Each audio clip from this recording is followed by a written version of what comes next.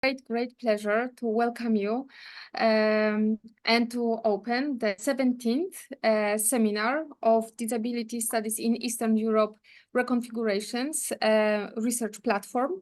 And I'm Magdalena Zdrodowska. I'm a chair of this platform, and together with my great colleagues who formed and run this platform, Monika Kwaśniewska-Mikuła, Izabela Zawadzka, and Marcin Stasiak. We would like to again welcome you very, very warmly here. And today we have an amazing seminar that was proposed and organized by our colleague and long-term collaborator, Gili Hammer and Daria Mnikova. And Gili will say something more about how the seminar will look like. But before that, I would like to only let you know that, as you probably already know, the seminar is recorded, just as all our previous seminars, and you may find the recordings on our website and our YouTube channel, and I will link these in a chat if you would like to have a look at it. And so if you are not comfortable with being recorded, please turn your cameras off. And if you would like to ask a question, you can easily do it by writing the question or comment in a chat. We'll pay attention to them, to these channels. And I think it's all. And so before further ado, Gili, the floor is yours. Thank you. Just technical. Ivan is trying to reconnect. For some reason, the Zoom dropped him out. If you can maybe email him or something. Thank you. So thank you so much. Thank you all for joining us. I'm Gili Hammer. I'm an anthropologist working in the fields of disability and performance studies. Over the past decade, I've studying professional disability dance and theater projects in the US, in Israel, and across Europe. And I would like to, first of all, extend my sincere thanks to the great collaborators and scholars organizing this platform, Magda, Monica, Martin, Isabella, who really made this happen and helped so much with all the technical issues. So thank you very much. And thank you all the speakers. We are really incredibly fortunate to have such a diverse group of scholars, artists, and practitioners from so many fields.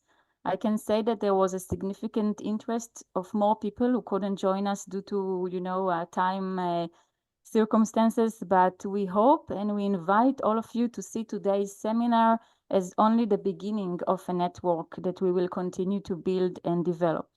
And I would also like to warmly welcome our sign language interpreter, Tamara. She will assist us by translating from English to Israeli Sign Language and vice versa. I'm also grateful to all participants who will help translate from Croatian, Ukrainian, and Japanese throughout the event, alongside attention to audio description. So this in itself, I think, is a sign of the inclusion and diversity of which this seminar is based. In what follows, Daria and I will offer a brief introduction to the concept of the Global East, and this is a good time to share our PowerPoint presentation. Just a minute. I'll just put it into presenting mode. Okay. So the seminar is structured in the way that we will offer a very short introduction about the concept of the Global East.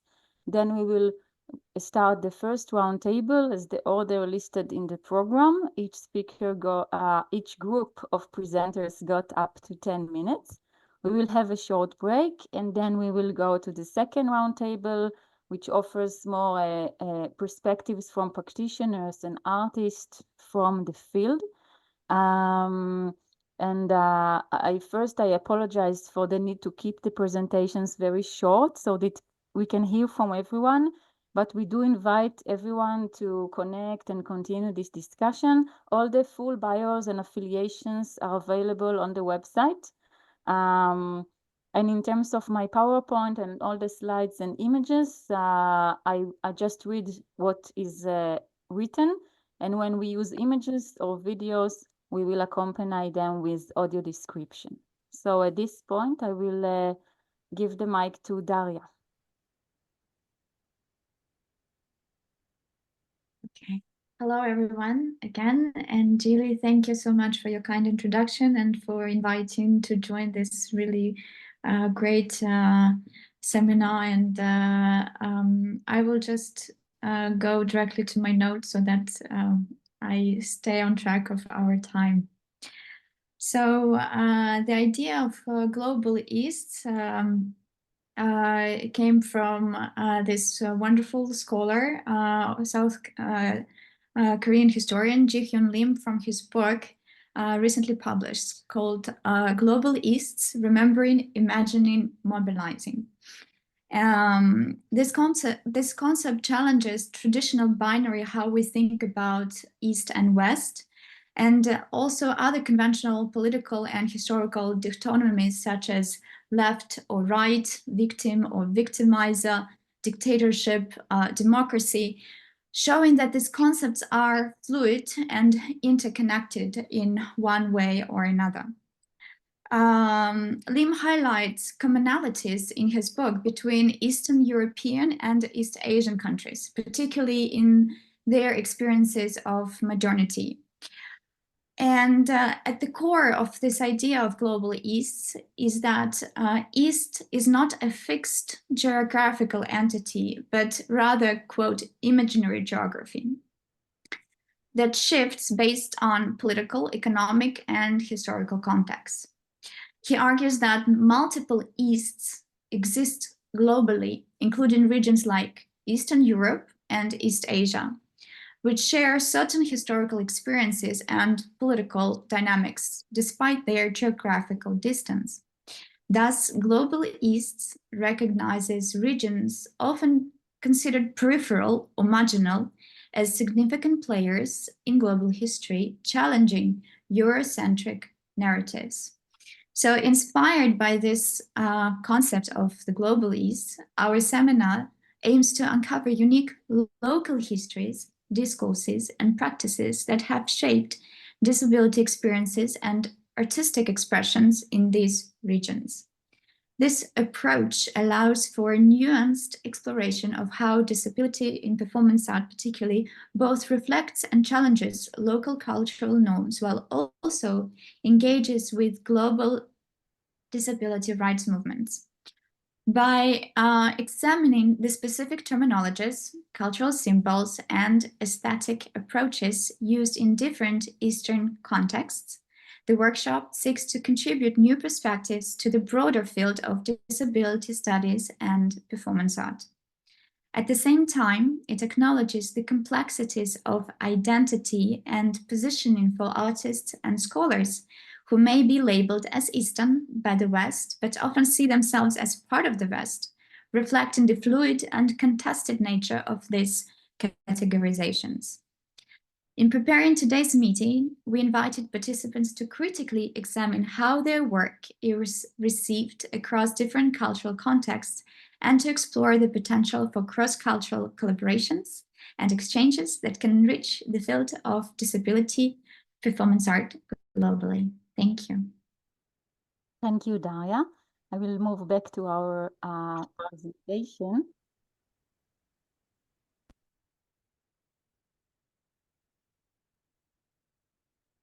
Okay, so just to follow up on the framework of the Global East that Daria presented, before today's seminar, we invited the presenter to reflect on different questions. For example, we asked them what unique cultural, political, or historical factors shape practice in your region. We invited people to think, for example, on the concept of multi-embodiments or even disability. For example, in Hebrew, the same as in Arabic, we don't have the binary of ability and disability. We don't have the dis before ability when we translate those terms. So the whole terminology is very different than English or Latin languages. So this was one invitation that we made to think of the term multi-embodiments or local histories or specific cultural practices or symbols through which you interpret disability performance art. We also invited presenters to think about how audiences outside the region receive your practice, what challenges arise when engaging with an audience outside the globalist, are there particular collaborations or exchanges that have had an impact? And finally, what is the future of disability performance art in the global East? Are there any emergent terms or initiatives which you find particularly promising? And I can share that a key source of inspiration for these questions was the opening panel of the conference some of us attended back in May, which focused on imagined futures and the politics of disability studies in Central and Eastern Europe. Throughout that conference, the importance of delving into our local expertise and histories emerged. And I really appreciated and find it very interesting the challenge that we made to not simply copy-paste Western concepts into our work in disability studies. So in today's seminar, we aim to continue that conversation. However, we are also mindful that of the pitfalls of localization. We hope to highlight Eastern knowledge without essentializing it or romanticizing particular context. We don't want to label anything as X or Y. We recognize that geopolitical contexts are complex and rich. At the same time, we do believe in the importance of bringing us together, reflecting with dignity and respect on both the similarities and differences within the global East. And one final sentence, because before we start the roundtable, we also wanted to note that in times when neoliberalism, populism, and politics that promote violence and hatred are working to divide us, we hope that this seminar serves as a space where, by respecting and exploring our differences and commonalities, we can come together to advocate for disability rights, both inside and outside the arts, and to acknowledge the power and significance of disability performance art, particularly in these dire times of conflict. So we would like to start the roundtable, and I invite Dr. Hannah Zaremba-Kostovich, sorry if I mispronounce, researcher of disability studies, together with Uliana Roy. They will open the roundtable. Good afternoon, dear colleagues. Actually, my colleague Uliana Roy will be first, and I second. Uliana, the floor is yours. Thank you. Hello, everyone. Thank you for invitation. Thank you, you gathered today. It's really honor to be part of your discussion and to share a little bit our experience. So I hope it will be helpful for you. I will be reading. English is not my first language, so I'm sorry about, I think, many different words, which maybe I don't know what they mean sometimes, but I will read it. So my name is Uliana Roy. I am 43 years old. I have a degree in theater criticism and a theater pedagogy, which I finished in Warsaw. I am on 1 meter, 72 centimeters tall, have a blonde curly hair, a little bit gray, and gray eyes and white skin. For about 16 years, I was responsible for the integration theater Tears and Love, which in Ukrainian is Smích I Сльози. We have together as people with disabilities and without intellectual, together as people with and without intellectual disabilities in Lviv, in Ukraine. Since we are, as a theater group, appeared in the movement Faith and Light Christian community, we used their terminology. So in this community, we do not want to use this Soviet terminology, which is like mostly called people by a certain diagnosis. So we decided to call all our members friends and mates. So we do not call, just we friends, do not have any special terms or or words. This terminology was taken by our theater group and also calling each other actors. So we was friends and actors. At some point, we also take the name of integration theater. It means that we unite while remaining individuals and find ways to interact and learn from each other. And totally our group was 12 to 18 participants. It depends in different years. In 1999, 2020, Lviv, in Lviv, there was a very strong movement which called Andronet Pass in International Theatre Festival. Later, it's changed their name. It was like Szlach only, which brought together participants from Poland, Ukraine, and Belarus. We were active and participated in workshops, training, and other festival events, and went on a tour. This created a certain environment that exists with different dynamic, but it could not survive the restriction of the COVID period and has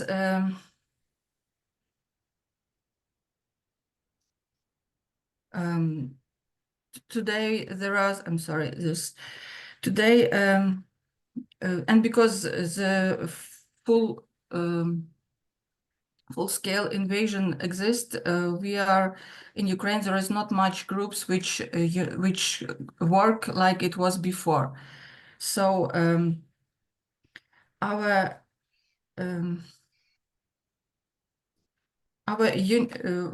was a question why we different. So our differences was influenced by our affiliation with international movements, Faith and Light, group L'Arche and Ukrainian Catholic University in Lviv. They became our employers and audience. We took part in public meetings, preparing pantomimes for certain events. For example, the presentation during graduation event in Catholic University, or for a book presentation. Mostly about mental health. This book was mostly about mental health or people with disabilities, or their lives, their parents, different question. We did not use ready-made drama, but always rely on the thoughts and ideas of the group members and the philosophical message we wanted to convey to our audience. Over time, our shows became performances, which challenges expectation. Sometimes there was challenges expectation of theater people who come to see performance or festival organizers. So we was not always fit in their view of the theater. When Russia made a full-scale invasion of Ukraine in 2022, this affect everything. What should our stage performance be about? What we want to tell people which come to see us. Our previous experience is primarily about giving people with intellectual disabilities the opportunity to go on the stage and have a place there, so they became visible. And to introduce our way of playing into the audience perception. The best response for us in that previous time was, wow, when audience with someone from audience say, wow, I didn't think it was possible. It for us was really good receive our performance. Today, artistic expression is impossible without reflecting the mental state of the participant, who constantly feel threatened and are regularly hearing the sound of sirens or explosions. And this changes the overall task of the idea of our performance. In 2023, we created performance which called Stone, Scissors, Paper. We spent most of our rehearsal in the basement. The air raid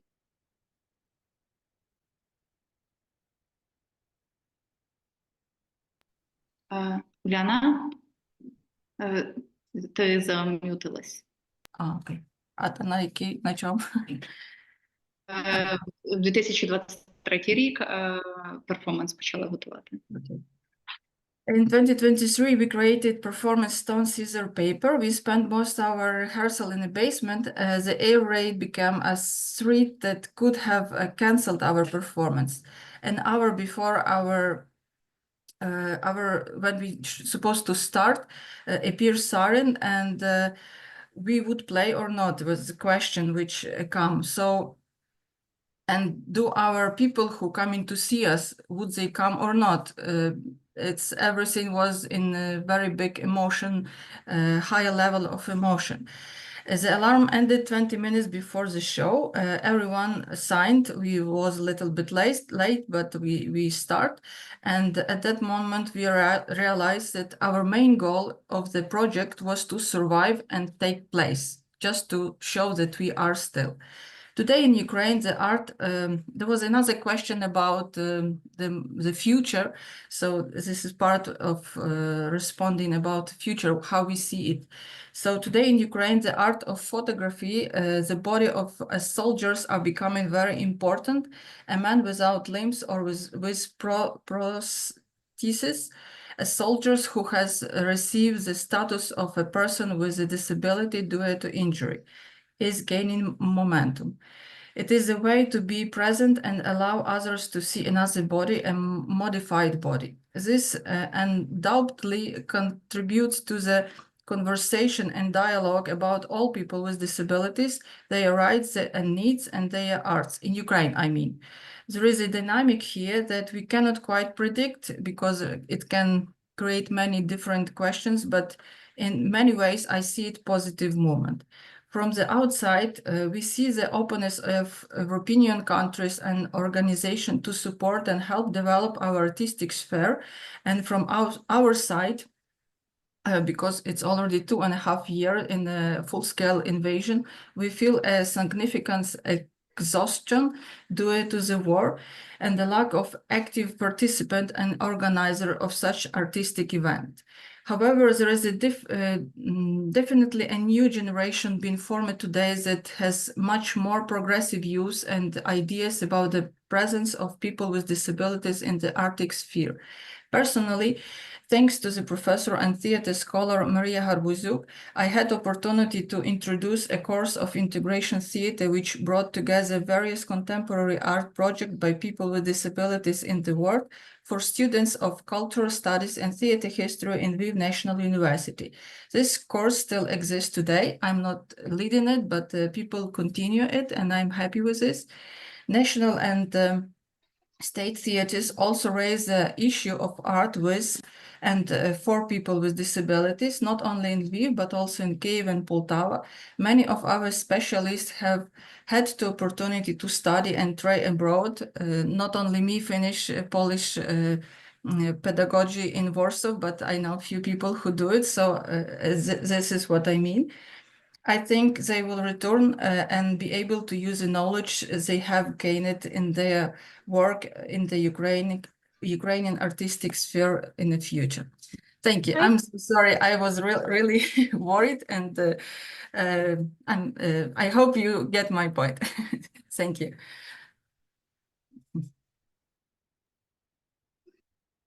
Can I continue? Yes, Hannah, go ahead. Thank you. First of all, thank you for organizers for invitation. It's a good opportunity for us to collaborate with our colleagues from abroad.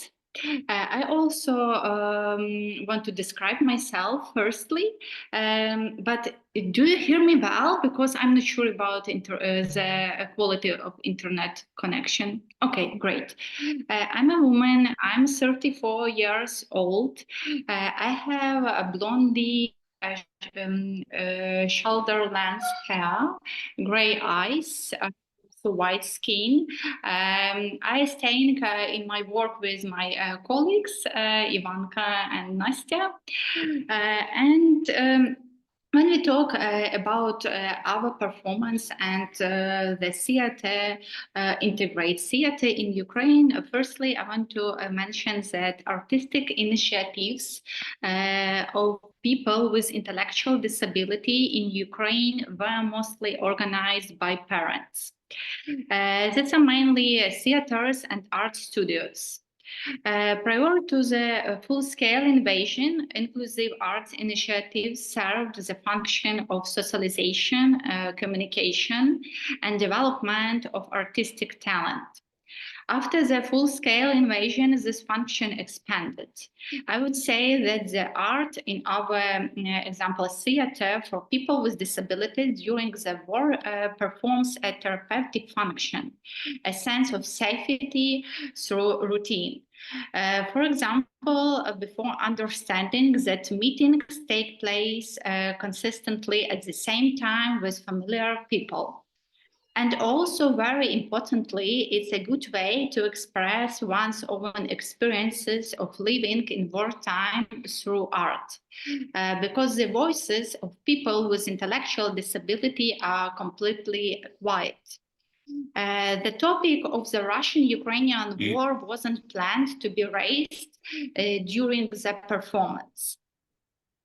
Our performance, as Uliana mentioned before, is stone, scissors, paper. The goal was to explore conflict through sounds, shapes, and interactions. But during our rehearsal, we start to share our experiences, emotion, and wishes about the war. For example, we have three themes, artistic themes, paper, scissors, and stones. And the team of scissors prepared a statement. I want to cut the war out of Ukraine. And it was very touching and beautiful. Also, sirens alarmed and distracted us all. During one rehearsal, when the air raid alarm starts, we went to the basement at Ukrainian Catholic University. At that time, we worked with stones. And we found that stones heal. Everything went to the healing stones. Inclusion in art has now become a trend against the background of growing tolerance in society due to visibility of civilians and military personnel who received disability as a result of the war. Also, the general societal growth of interest in Ukrainian culture and the search of national identity. However, this trend of inclusion in art is not yet a reality.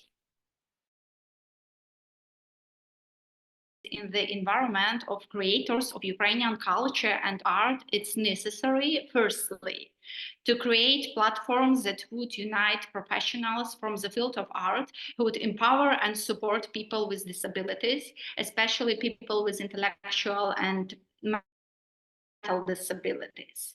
Secondly, to change the perception of the works of people, especially in the professional circle of artists, because now sympathy prevails over the assessment of the professionalism of artists with disabilities. The trend now is to evaluate a work or art first through its author, a person with disability, and then only as a second step evaluating the art itself. Thirdly, curators of cultural initiatives and artists with disabilities need to create archives of their work during the war. In modern conditions, part of the work is often lost, destroyed, and accordingly can never be made public. And finally, accessible in Ukraine, it's necessary to work on the accessibility of both the creation and consumption of artworks, including artists with disabilities, in determining how to achieve greater accessibility is important and will not be achieved without their participation. Thank you. Thank you.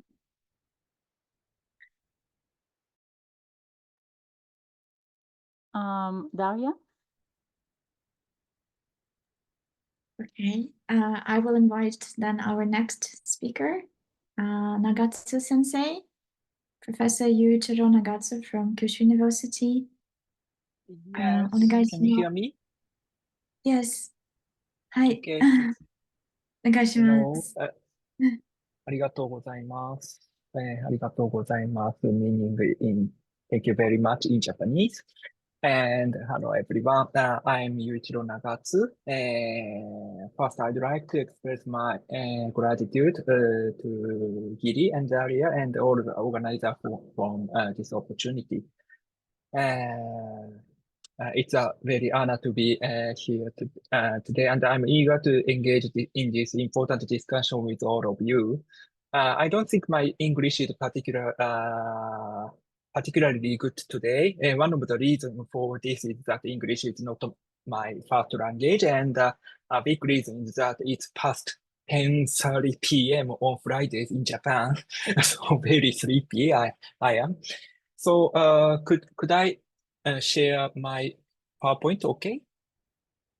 Yes, yes. Yes, please. Okay. Yes. Please wait.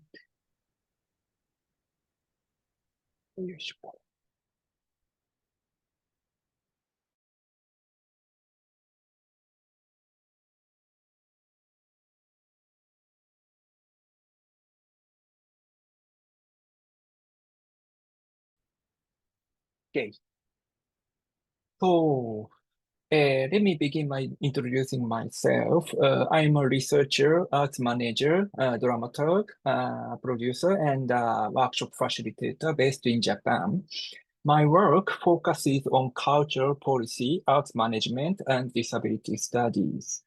And I currently teach at a university. In terms of practical work, I have been involved in projects aimed at creating inclusive spaces for people with disabilities, including music workshop for hearing impaired participants and collaborative theater production featuring actors with disabilities.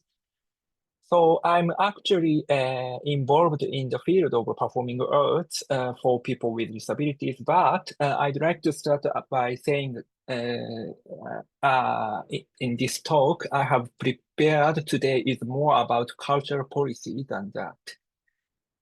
And today I'll be addressing two key questions. First, which unique cultural, political, or historical factors shape the practice in your region? And how do local cultural narratives and societal attitudes influence disability performance art in the global East? These questions provide a framework to examine the intersection of cultural policy and disability arts in Japan. From the perspective of scholar about cultural policy, over the past decade, Japan has seen significant development in its cultural policies, particularly in the realm of social inclusion. The Agency for Cultural Affairs in Japan has been actively promoting the role of the arts in fostering social cohesion since around 2010s. Aligning itself with global trends. One of the most notable milestones came in 2018 with the enactment of the law aimed at promoting cultural and artistic activities for people with disabilities. This law reflects a broader societal shift in Japan toward inclusivity, but it also presents certain challenges. The law emphasizes the promotion of work with high artistic value, a concept that can be problematic in the context of disability arts, I think. Many innovative and powerful forms of expression in disability arts do not always fit neatly into conventional standards of artistic value. This focus on high artistic value risks marginalized works that deviate from mainstream artistic norms, thereby reinforcing traditional hierarchies in the arts. And this tension is emblematic of the individual model of disability, which views disability as a personal deficiency. By emphasizing the need for artistic excellence, the law inadvertently perpetuates the notion that individuals with disabilities must demonstrate exceptional artistic ability to be recognized. In contrast, the social model of disability emphasizes that societal values, not individual impairments, create the challenges faced by disabled individuals. Therefore, one of the key policy challenges moving forward is to foster a pluralistic understanding of artistic value that embraces diverse and unconventional forms of artistic expression. So, second key question I'm addressing today is how do local cultural narratives and societal attitude influence disability performance art in the global East? In Japan, the representation of people with disabilities in the media and the arts is deeply intertwined with societal attitudes. One of the most prominent cultural phenomena in this regard is the annual charity TV program, 24-hour television. Although this program raised significant funds for welfare causes, it is also widely criticized for its portrayal of people with disabilities in what some have termed inspiration porn. The program tends to evoke pity and sympathy rather than promoting a nuanced understanding of the lives and experiences of disabled individuals. This description has a significant implication for the arts, particularly in the area of disability performing arts. Much of the performing arts featuring people with disabilities in Japan is framed either through the lens of amateurism or through representation that emphasize the performance disabilities. These performances are rarely evaluated on the same terms as work produced by able-bodied artists, which further entrenches the notion that disability arts are inherently different or lesser in value. In contrast, there is also a little movement within Japan's disability arts community to reclaim and reinterpret cultural symbols and narratives. This movement seeks to challenge dominant cultural narratives by presenting disability in more empowering and nuanced light. For example, in theater and dance, some performers have reimagined traditional art form by integrating the unique physicality and experience of disability performers, thereby creating new interpretation of classic cultural symbols. Since the enactment of the 2080 law, there have been a positive development in accessibility within the performing arts. The number of performances with subtitles or sign language interpreters has increased, enabling wider participation by hearing impaired audience. However, accessible performances still constitute only a small fraction of the total, and there remains a significant lack of opportunities for people with disabilities to perform on stage. one illustrative case is that of my friends and my friend's actor Kazuyo Morita. Today she is also with this meeting. A talented dancer with disabilities, talented actor and dancer with disabilities whose production was invited to play some kinds of famous theater festival in Japan. Despite the official invitation, the post-performance discussion center, post-performance discussion after her performance centered on whether the performers were professional or amateurs. This incident underscores the fact that even in professional settings, disabled performers are still viewed as exceptions rather than as integral parts of the artistic landscape, I think. This perception is indicative of the broader challenges faced disabled performers in Japan, although some progress has been made. Much more needs to be done to establish a framework for evaluating the contributions of disabled artists on equal terms with their able-bodied counterparts.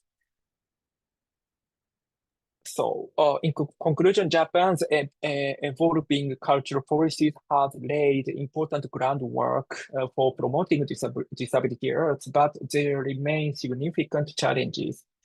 The emphasis of high artistic value risks excluding many innovative forms of expression, where the societal attitudes and media portrayal continue to reinforce limiting stereotypes about disability. Moving forward, it is essential that we continue to challenge these narratives and promote a more inclusive understanding of disability in the arts.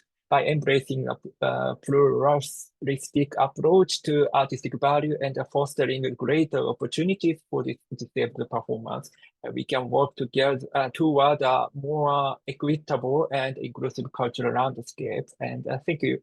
Thank you. Today's presentation is very short and only superficial, and I'm looking forward to continue this conversation and exploring new ways to support inclusion through the art. Thank you for your attention.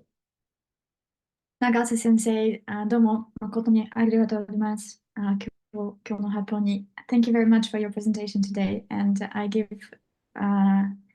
the floor to Julie. Thank you for joining us also so late in your time zone. And I want to invite now Ebisu Sign Language Theater. I remind again that the full bios and backgrounds of all the theaters and the speakers are on the website. You can find the link in the chat.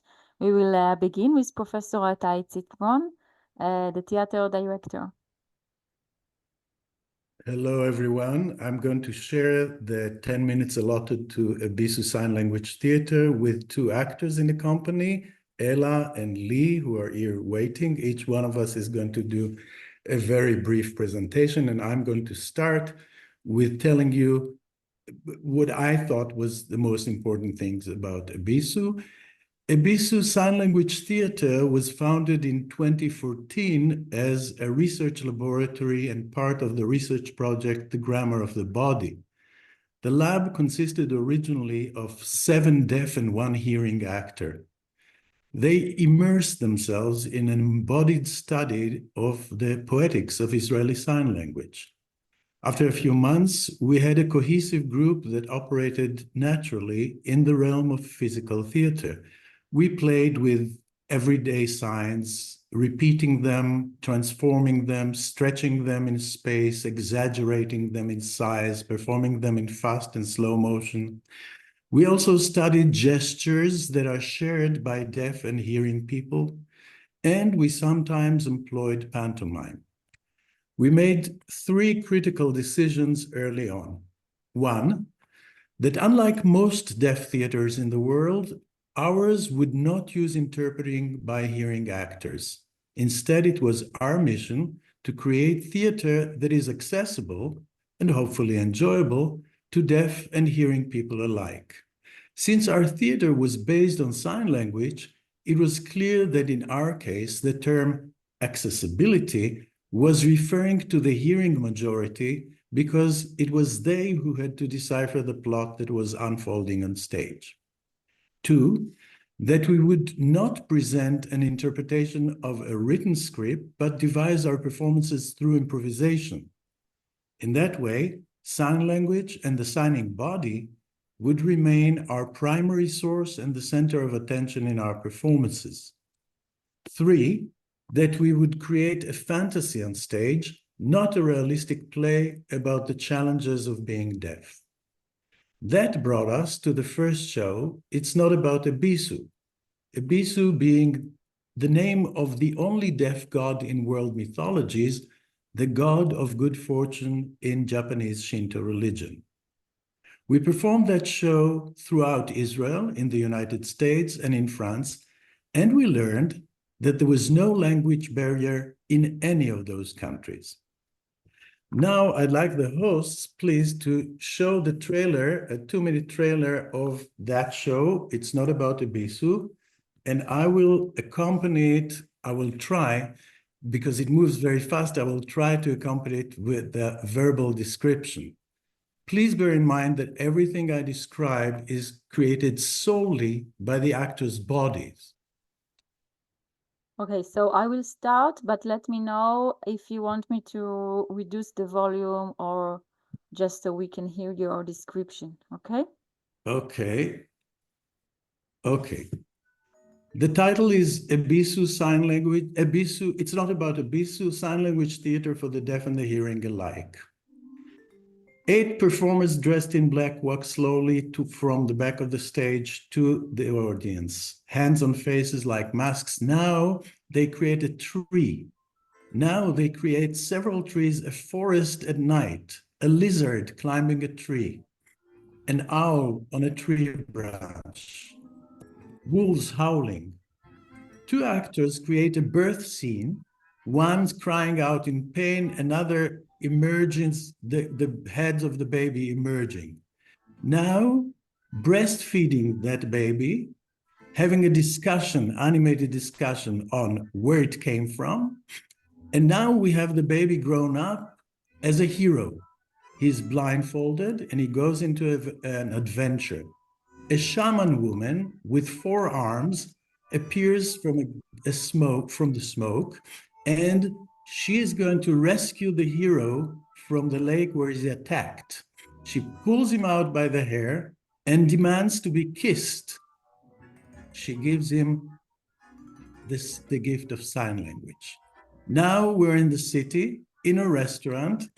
A couple orders dinner from a waitress, and the husband describes to his wife very graphically how he's going to devour a dish of snails. She is horrified. This is the dragon, the embodiment of evil over the city. The hero is going to conquer it. And now towards the end of the show, we see a demonstration marching with placards towards the audience to protest. That's the trailer. That's the end. Thank you. Do we move to Ella now? Yes, or Lee first? Can you pin Ella? Can she Yes, so start? I would ask everyone to pin the screen to the name is Elvira. So you can see Elvira on video and you will hear Tamara interpreting her into English. Okay, so please pin Elvira screen. Can she start? Okay. Hello, everyone. I'm a theater teacher at NIV, a special school, special education school for deaf students, and I also teach acting at Nalagat Center in Jaffa. Additionally, I'm an actress. Their Language is the second production of Ebisu Theater. It reveals the discrimination faced by deaf children in Israeli schools, a painful subject. We, the actors, decided to draw from our childhood memories and experiences at school where the focus was on the oral education, training us to use our residual hearing rather than teaching us through Israeli Sign Language. The audience at the show was sitting among us in a semicircle, just like as deaf students do in their classrooms to maintain eye contact. The bell rings, the teacher enters, silence. The teacher exaggerates her lips movement, saying, "I believe in you. If you can read my lips, you can be just like everyone else, like everyone else. But the truth remains, we are not like everyone else." Their language serves as an important commentary, giving a voice to deaf children against the oral education system that still dominates today. Although some methods have evolved and the outcomes remain the same, echoing the decisions of the Milan Conference. The majority here in society, driven by a medical perspective, continues to view deafness as deficit, something which is lacking and that must be fixed, normalized, and integrate into the mainstream society. They fail to recognize deafness as a culture with its own natural language.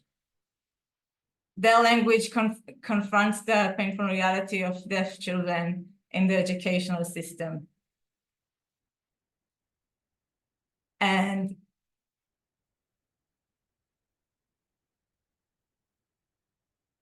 so it confronts this painful of the educational system, and no child, sorry, you can continue. No child is truly just like everyone else. While the difference for a deaf individual may be more visible, the message of the show applies to all. It teaches that the erasure of minority cultures in Israel, in the name of conformity, affects everyone. All forms of discrimination shares this common thread. Thank you. Thank you. Thank you so much, Sheila.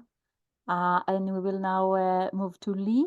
So I need to find Lee as well. Yeah, And you're there's so welcome many here. to Oh, you're wait. welcome to pin Lee's screen. I also look for it. Here I see Lee Dan. You're welcome to pin the screen of Lee Dan. And I think that Lee can start if Tamara, you are also ready. Yes, Lee can start. Yeah. So my name is Lee, and I'm the only hearing actress in the Bezos ensemble. I have also been a sign language interpreter for 26 years. In our third show, named Third Person, we incorporated interpreting in some scenes because the theme of the show was the complex relationship between the deaf person and their interpreter. It's the relationship marked by both love and frustration, as well as mutual dependence. As an interpreter, I always represent someone else's words, not my own. I interpret, for example, sign to voice when the signer is deaf, and voice to sign when the speaker is hearing. There is no space for my personal opinions or feelings. In this show, we gave the deaf community a glimpse into the interpreter's experience, while also allowing hearing people to see how it feels for a deaf person when hearing individuals address the interpreter instead of them, and not directly to the deaf person, or they treat him as if he don't exist. It begins with something as simple as their gaze being directed towards the person producing a sound, the interpreter. Third person refers to the extra individual in the room.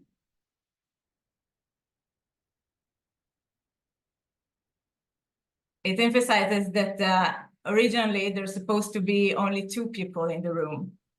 when in fact there's an extra person there. And also they sometimes refer to the deaf person as such as he's not even there, same him, tell him that, and so on. In one of the show scenes, the interpreter hangs around a deaf woman's neck, burdening her. Together, they struggle to find the right balance to allow the deaf woman to occupy her rightful space. There's confusion between the roles, moments of complete identification, and moments of estrangement, all of which obviously influence the message of the deaf woman is trying to convey. It was important for us to understand that the interpreter serves not only the deaf individual, but also the hearing person. If Tamara, the interpreter here right now, would not interpret for me, then Ella would understand me perfectly, but you will be helpless.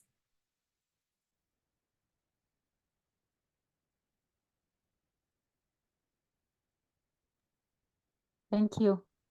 Thank you very much. Thank you so much, Abyss Sign Language. I know that for me, there are so many questions and ideas that come up after all those wonderful presentations. I hope that at the end of the seminar, we can open the floor for questions. At the moment, we will take 5 minutes break, and then we will come back to our second roundtable, hearing from additional practitioners and artists. So thank you all for the first hour, and we will see you in 5 minutes. Thank you. Continue. Okay. I will let Daria open. I think we're still waiting for some people, right, Julie? I think we can start. Okay. So as we start the second part of our seminar, I would like to introduce our concept of Global East, the perspective of Eastern European theater and laughter and tears from Ukraine, to give us their reflections, their perspective. And I welcome Anastasia Aleksiuk, Ivana Areshchak, and Maria Kosichuk. If I'm mistaken, please forgive me. Welcome. Hello. Yes, Maria Kosichuk, Ivana Oreshchak, and Anastasia Aleksiuk. Almost. Can you hear me well? Yes. Okay. Uliana, did you manage to share the screen?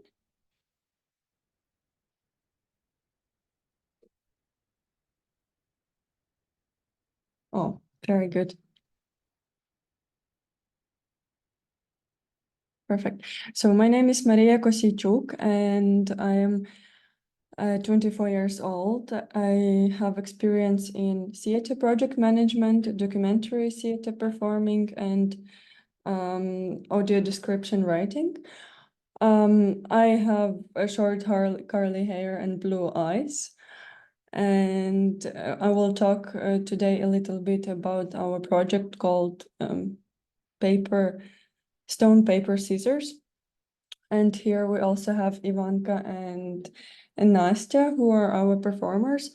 So they will have a word. I'm sorry to interrupt you, Maria. Yes. Someone mentioned that Tamara is not with us yet. Let me see. I will check about this for a minute, okay? Sorry to interrupt you.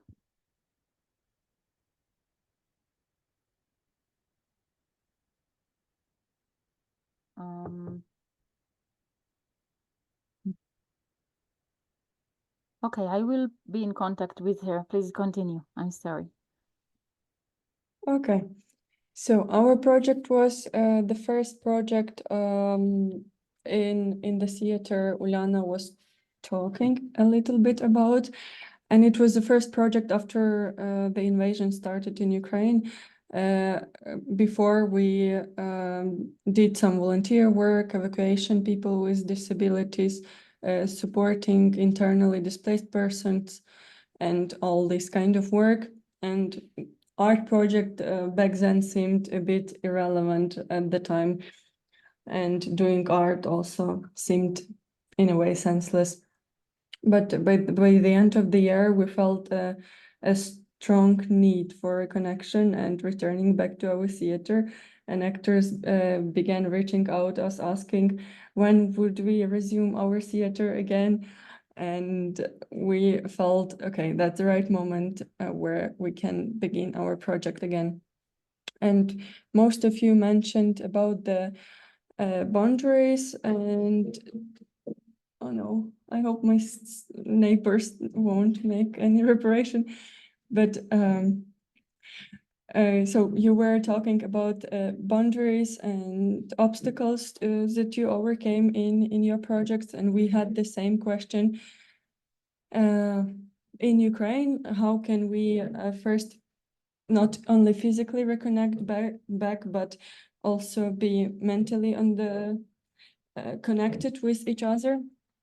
And we realized that war made a lot of gaps between people in Ukraine, and also between Ukrainians and foreigners, between western part of Ukraine, eastern part of Ukraine, between those who experienced moving from one city to another and those who stayed, between those who were at the war and those who weren't. And it was the question for us how we can all come together with our experience on a theater field. And we just thought it would be great to return to something universal that unites all of us. And it was a game. We thought about a game that most of us play in our childhood called stone, paper, scissors. And in Ukraine, we have our own name for this game, and it's chuvachi, or some other 3 short words, but in English it's stone, paper, scissors. So as we started talking about this game, each of our participants started sharing their experience about playing this game in childhood, and we came up to the idea that in this game there should be a winner, that this game requires inherently a winner, and neutral position is unacceptable and doesn't lead to any decision making, which was for us a fun discovery for it. Apart from this, we just aim to create a space where everybody could be equal, play, experiment, laugh, move, and tell the stories, but through these 3 elements of stone, paper, and scissors. And I would ask our performers to share their experience a little bit. And I would start from the question, what do you remember the most from our performance? Настя, ти можеш трошки розказати, що тобі найбільше запам'яталося з нашого перформансу, а я перекладу. Настя, чуєш мене? Ага. Що тобі найбільше запам'яталося з перформансу? Розкажи, щось, не переживай. Перформансу, ну, оця гра. Ну, як ми грали. Оцей батл. I remember the battle and the game with our hands that we played. Може, ще щось тобі запам'яталося? Ну, мені запам'яталося, як ти, як ми той привилися.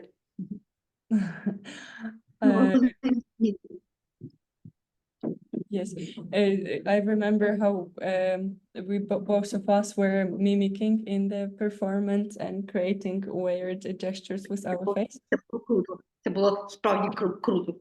It was really cool. I will just shortly explain that we had three parts of the performance, and the first Настя, я трошки розкажу про те, що в нас було в перформансі, добре? Щоб люди розуміли. We had three parts of the performance. In the first, we discovered the sound of each element of the stone, paper, and scissors, and each of performer were the director of the music of each element. The second part, the next three parts, it was a short performance of each element, and the end was the game itself and the battle. Іванка? Тепер ти розкажи, що тобі найбільше запам'яталося.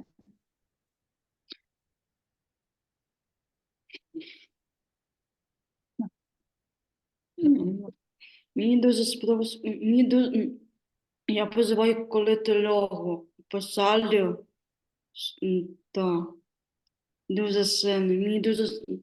Мені дуже сумно, коли ти льогу посадив, таке все. I really liked our work and performance, but I was afraid of the alerts during the rehearsals. А яка твоя улюблена частина вистави була? Моя любима, коли ми Софійка себе попілювати. Не попіль, а як? Та-та. Попілювати. І коли ми Олена каже, Іванка, до песи. А ми давай лазу, Софійка, давай вати. Я пам'ятаю, коли Олена давай нам Катя. Іванки і Люда. Софійка, ви молодці. Ви вигупеси. I really liked when we had to tear apart the paper in our performance. It was very loud and also play in the end of our performance, play this game, stone, scissors, paper. We have two teams and some members of the team from each team played, and Ivanka really liked this part of performance too. Так. Який ваш улюблений був елемент? Камінь, ножиці чи папір? Що вам найбільше подобається? Мені то камінь і папір. Мені дуже сподобалося, коли ми папір малювати. Коли ми малювали дуже багато папір, і малювати папір носив. І це була така ігра, коли ми звук почути. Так, це я казав. I liked the sounding of the paper in the performance, and when the paper had a word to speak, so we tried not to touch the sensitive topics during the performance, but give words to performers to talk through the elements, and Ivanka had to talk through paper side, and she really liked expressing herself through it. І мені дуже сум, коли я тебе у молитві не бачу, і Олена, я на вас живу. Мені дуже сумно. Мені дуже сумно, коли вас нема. Ані я вас живу, а тебе і Олена я не бачу. Тому мені дуже сумно. And she said that we are not all together in one city, but all in different cities now in the conference. Моє серце розбите. Nastya's heart is also crushed because of this. Я теж сумую. I am also sad for this. Моє серце розбите. Так, тоді я завершую. Так, я розумію, що в нас немає часу. So, you also saw the photos that Uliana shared from our performance. Soon we will have a short video of it, and if you're interested, we can share it as well. So, thank you a lot. And Oh, I want to say, Julie, if we're watching the video now, or we just upload the video later. Yes, we'll upload you it can later. maybe you can also, if you have a link, you can put it in the chat or We will send it later because okay. it's the Okay. end. Ah, okay, wonderful. Thank you. Thank you so Thank much. you. Thank you very much. Thank you so much. We have another group of presenters, activist practitioners from Croatia. So I'm happy to give the mic to Dr. Ivan Hromatko. I'm sorry if I mispronounce Vojin Perig and Gordana Svetoperik. I'm sorry if I mispronounce. Please correct me.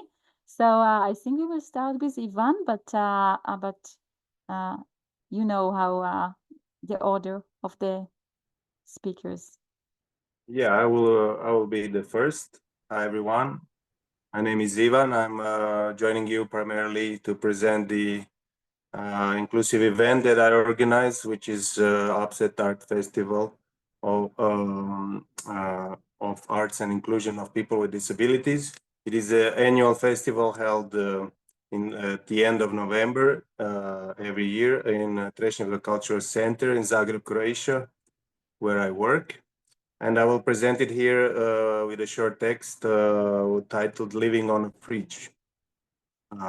So the festival was founded in 2019 as the first festival in Croatia that aims to be fully inclusive and welcome artists of all walks of life, regardless of their formal or non-formal education, experience, or medical chart. So there are no human gatekeepers at our festival who will prevent someone from performing. The only gatekeepers are, of course, time, space, and the finances that we have. So we simply aim to include everyone who wants to present their work, be it individual, group, or institutional effort, expressed in visual, performing, literary, applied, digital, folk, traditional, or any other art form. We have the capability to host at our venue.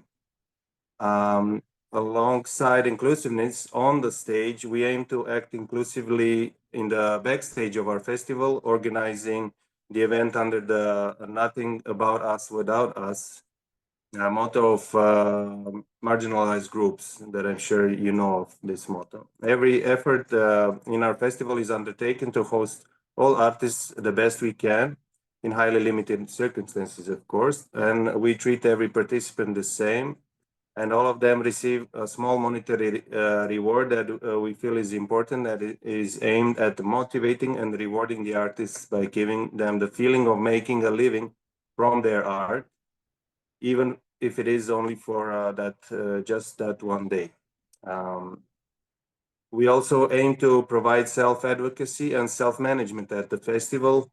So the marginalized artists have since 2022 been hosting the program, and our PR assistant manager is actually a blind deaf musician who uses both sign and spoken Croatian language when addressing the audience.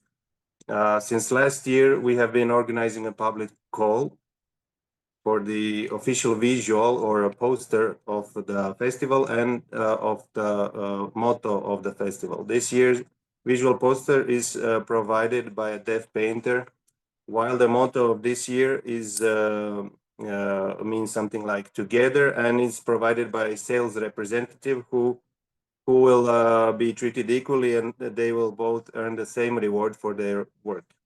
So of course, this kind of festival we believe should be self-critical, and we believe that we are, and so we believe also that full inclusiveness is most likely impossible to achieve, but we can certainly say that we are improving and that we are trying our best and doing every little step every year to get to this goal.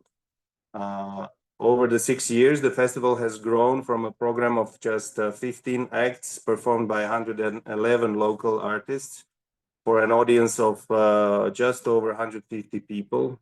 That was both online and in person.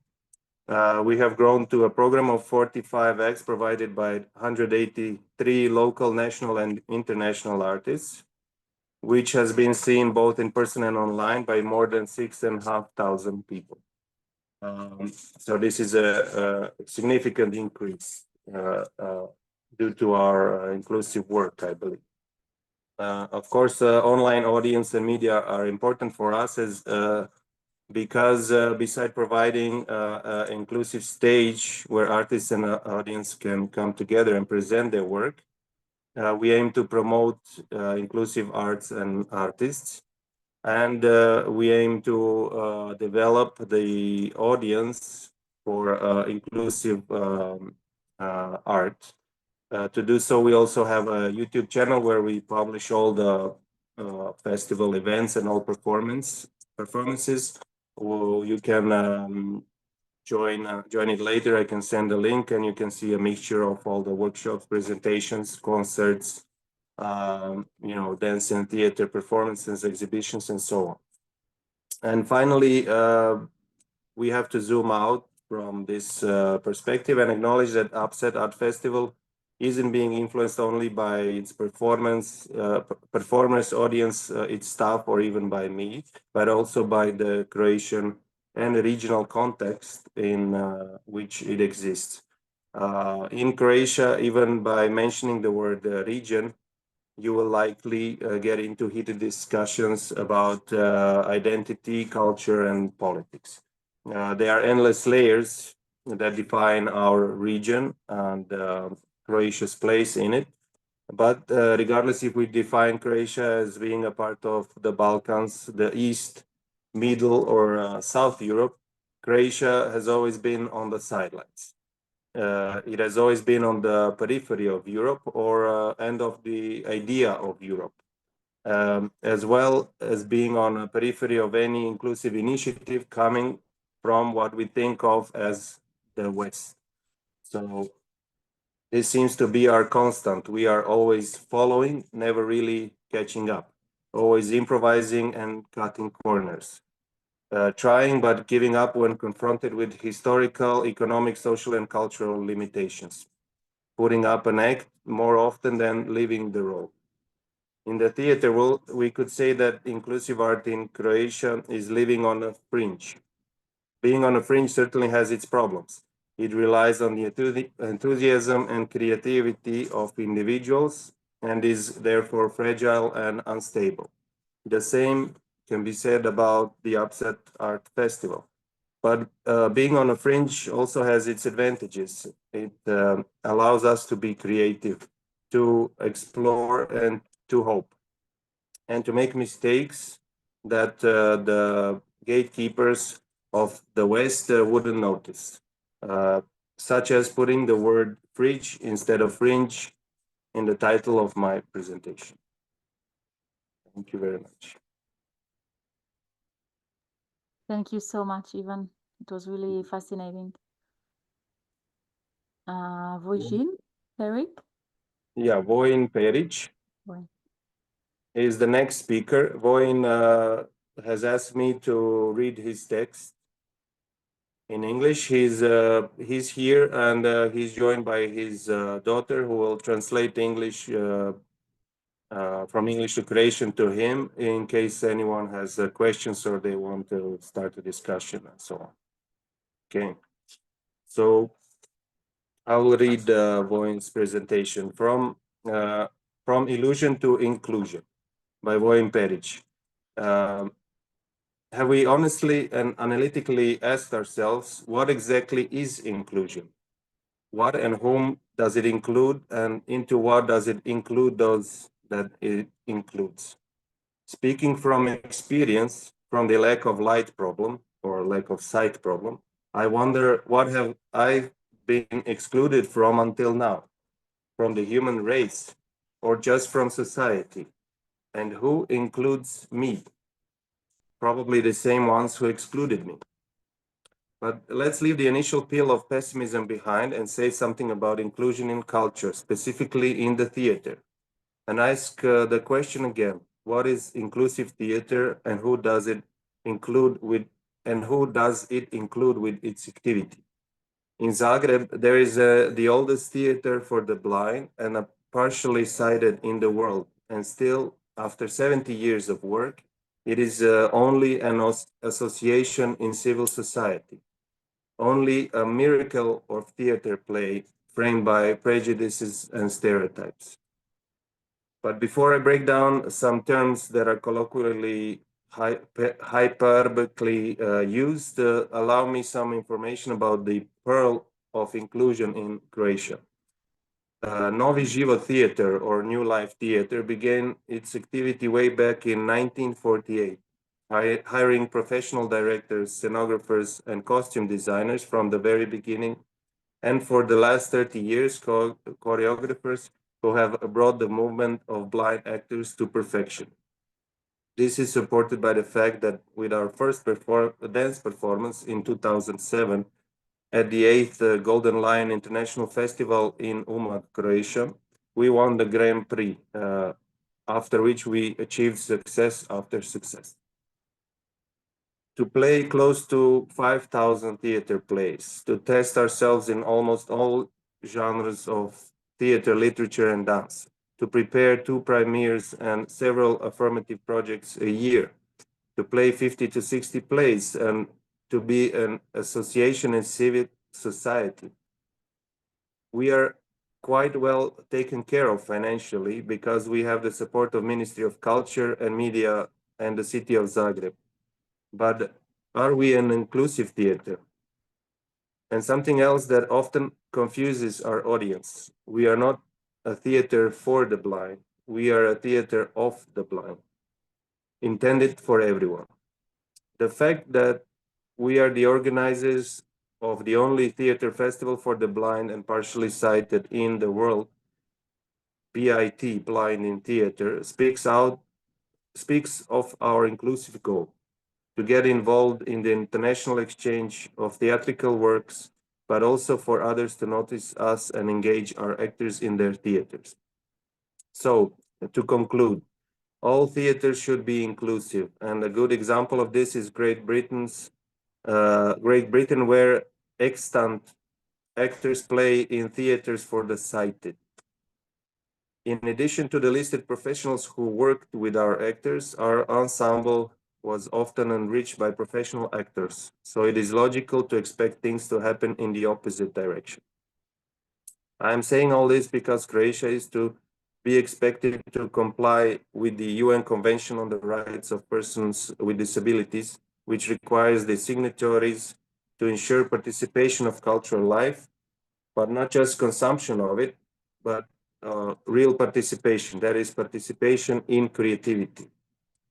One day we will have sound traffic lights, we will have tactile tracks and ramps and inductive loops. We will have elevators with sound and braille written on products, but will we have people's trust? Will they believe in our competences, our talents, and ultimately in our artistic creations? In order for all our talents, all our competences to reach the public, the inclination and empathy of the media is needed, but realistic support without pathos and condescension. Namely, Homer is still a blind poet, Ray Charles a blind musician. So the blind attribute is primary and everything else is secondary. Homer is first and foremost a poet, and Ray Charles is a musician. Blindness is secondary because talent has won. Talent has extinguished the darkness. Let's be realistic.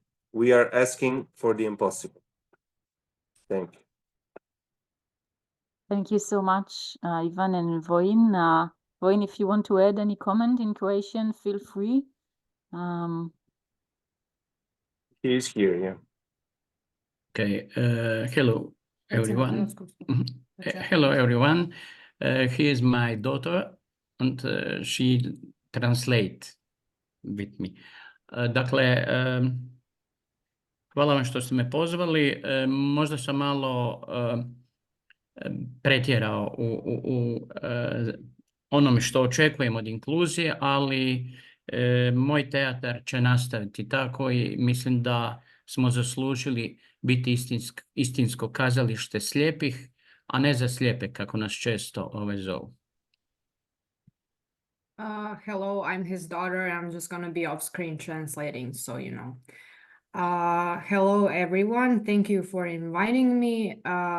Maybe I over exaggerate in telling people how I see inclusion in theater, but we really want to show that we are worthy of people watching us and supporting us, and we will continue to do so.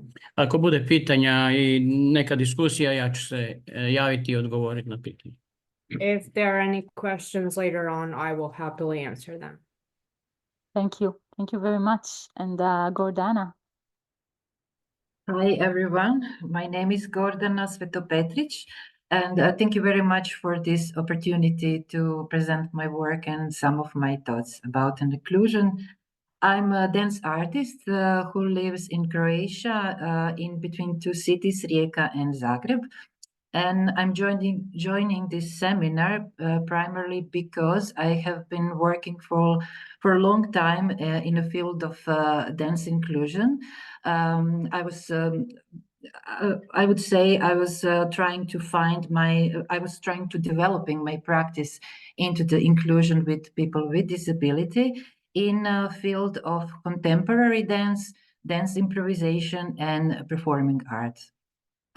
Together with my colleague, she's not here, but we are facilitating the inclusive dance collective Magia for the last 16 years. And we are running a festival in city of Rijeka, which has been organized in last 10 years, the Festival of Inclusive Scene. And by launching this festival, in a way, we are continuing to develop our work in the field of inclusion with disability. Our goal is to strengthen the dimension of physical diversity, ensure access to dance for all people, and support physical diversity among dancers. When we are talking about festival, I'm going to focus just on festival. According to its content and guidelines, the festival is designed as a platform on which the idea of gathering companies, inclusive companies and collectives whose dancers are performers and choreographers are persons with and without disabilities. We encourage dance choreographic research because there is a lot of young artists with disabilities who are increasingly starting to profile themselves by choreographing. We also organize dance trainings through educational workshops, and now we are building partnerships to expand the inclusive network with foreign and regional inclusive dance ensembles and lecturers as well. And during this long-term inclusive practice that has been conducted under professional guidelines, the festival naturally became a platform that continued to build on the idea of establishing and maintaining contemporary dance and performance content at the professional level as a common context through the gathering of inclusive artists in one place with the same audience. Our vision of our activities is based on different physicalities. We advocate plurality in dance and resist all uniformity. And by promoting these inclusive values, we shift the focus from special needs and we create an environment tailored to each person inclined to artistic expression. Inclusion in dance and performance forms is a powerful tool for sensitizing society and finding values common to marginalized and privileged groups. And this is something what really motivates us in our work. We also think that it's very important to support any kind of conversations and discussions about terminology, about social and infrastructural challenges faced by dancers, for example, the access in the building or advancement in a professional dance field. We are a generally collective that celebrates different ways of seeing, being, and making art, consciously bringing out the conversation about disability and dance. And we work with diverse ensemble because we believe that inclusive practice makes more interesting, exciting, and excellent dance. So that was short in 5 minutes.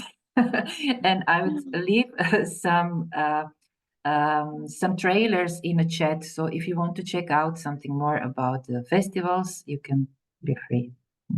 Thank you very much. Thank you so much. Daria? Hello. So I invite our next group of artists from the Middle Eastern region. First, Amir Ishar, an interdisciplinary artist.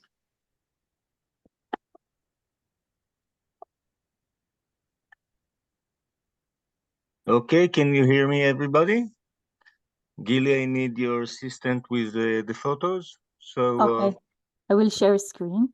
Okay, so photo number 1 is by Liron Meshulam. And my name is Amir. And before I present a project of mine, I want to talk about multi-layered identity. My own identity, who I am, is a combined of a lot of layers. I'm male, I'm a gender male, I'm a bisexual, I'm white, my grandparents are from Europe, I'm 55 of age, I'm Jewish born, I live at the moment in Israel, which is in the Middle East. I'm in a wheelchair, I'm amputee, both legs, below knees. I am an alternative accessibility advocate. I'm an interdisciplinary artist, performer, actor, dancer, integrated dance teacher, political clown, activist. I'm divorced, a father of 3 amazing kids, etc., etc. Okay? So the whole time, all the different layers, which is me, are presented with every breath I take, but it's not yet, Gili, but not all of them are active in every action I do. For example, this is a picture from an outdoor performance I did in 2003. The fact that I'm a male or political clown is non-relevant here in this project. It would have been the same if I did it as a woman. But the layers of an activist, of a wheelchair bound, of performer, etc., are in active mode at the moment, okay? So now you can move to photo number 2, Gili. Thank you. Photo number 2. This is a picture from a demonstration against the government a few years ago. It doesn't matter if I'm in a wheelchair or not, or if I'm single, married, or divorced. Okay, so now we can go to photo number 3 by Lior Segev. This is a picture from a dance performance called Shape on Us by Vertigo and Sharon Friedman from recent years. My sexual identity layer is non-relevant here, but my dancer, performer, amputee layers, for example, are very active, okay? So this is just an introduction of this concept. So now let's move to photo number 4. And finally, I want to introduce one of my projects.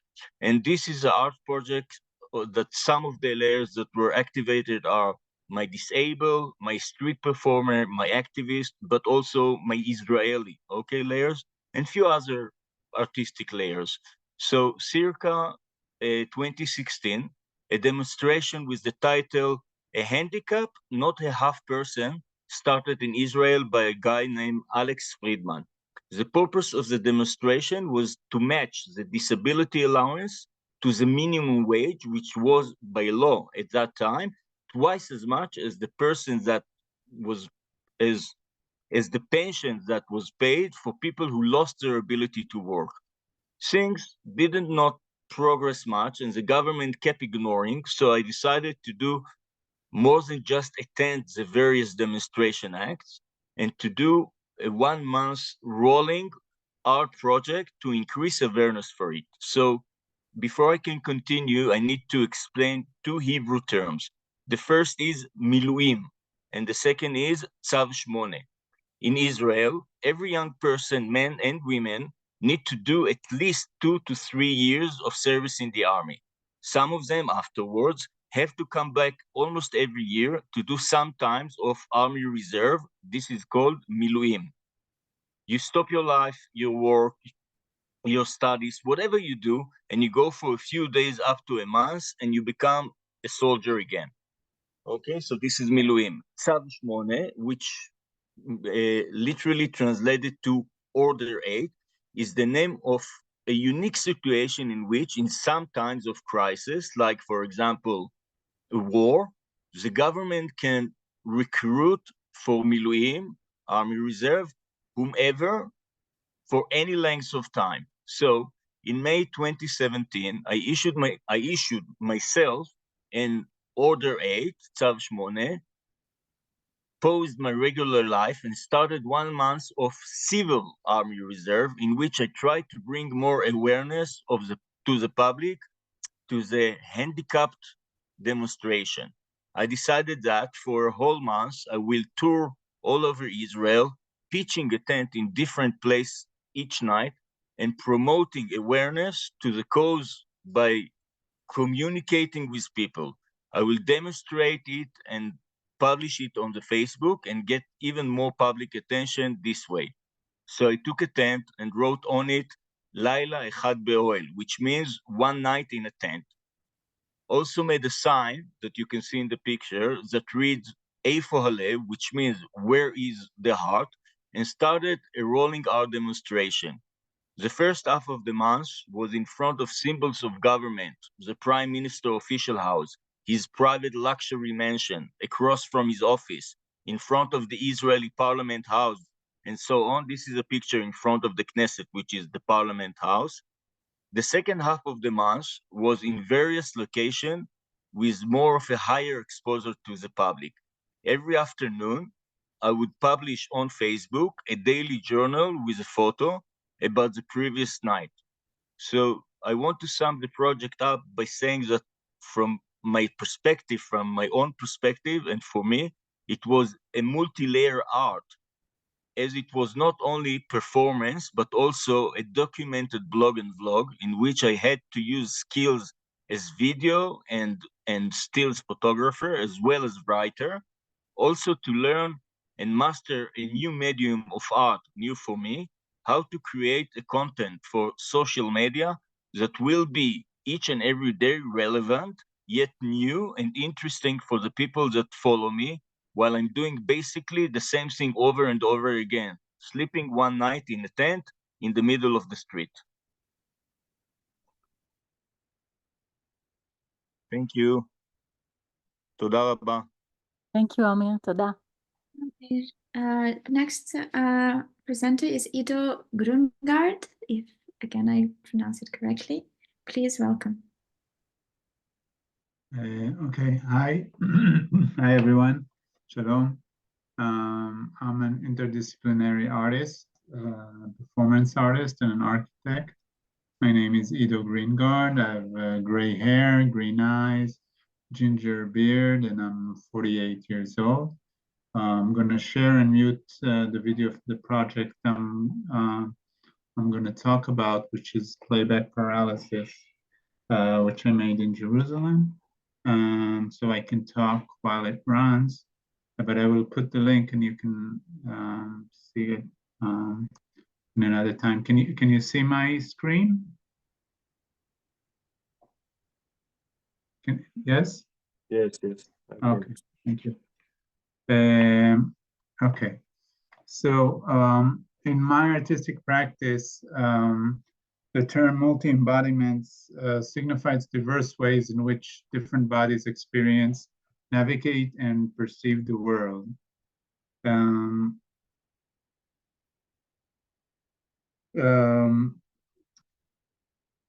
Okay, it challenges the conventional understanding of the body in performance art by recognizing that bodies are not neutral vessels. Rather, they carry layers of history, culture, trauma, and unique physical experience. For me, this concept is deeply intertwined with my own journey as a disabled artist in Israel.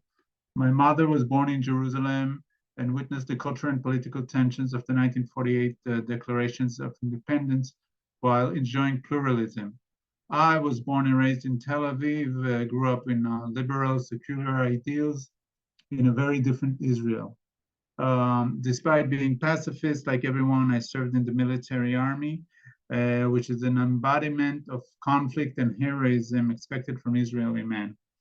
In those years, our hope shatters with the murder of Prime Minister Yitzhak Rabin during a peace demonstration, and I was also slightly injured in my service. And all these early experiences, I began to realize that my body was already marked by these histories, by militarism, nationalism, and the ongoing Israeli-Palestinian conflict.